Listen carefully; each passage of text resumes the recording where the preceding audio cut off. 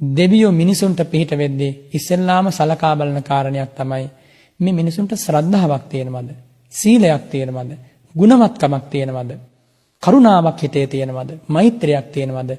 අවංකකමක් තියෙනවද? මෙන්න මේ ටික තියෙනවා නම් දෙවිවරු බොහෝ සේනේ පුද්ගලයා පිළිබඳව පැහැදෙනවා. මෛත්‍රිය වගේ වඩන කෙනෙක් වුණොත් අසීමිත ලෙස උපකාර කරනවා. දේවතානම් පියෝ හෝති. මෙත් වඩන කෙනා දෙවියන්ට ප්‍රිය වෙනවා. මේ මිනිස් ලෝකයේ ගුණයමයි වටින්නේ. අකෘතඥයන්ට දෙවියෙක්වත් පිහිට වෙන්නේ නැහැ. දැන් මේ වගේ කාලයක මිනිසුන්ගේ අඳෝනාවක් තමයි දෙවියෝවත් මේවා දිහා බලලා මේ මනුස්ස ලෝකේ මිනිසුන්ට පිහිට වෙන්නේ නැද්ද කියලා. ඔවුන් විමසන්නට ඕනේ ඒ කාරණේ නෙමෙයි. මනුස්ස ලෝකේ මිනිසුන්ට පිහිට වෙන්නට තරම් ගුණසාරයක් හදවත්වල තියෙනවද? තියෙන නැත්තන්ට කොහොමත් පිහිට වෙනවා. ඒකේ කිසිම සැකයක් නැහැ. ඒකාන්තයෙන් දෙවියන්ගේ පිහිට ශ්‍රද්ධාවන්තයාට ලැබෙනවා.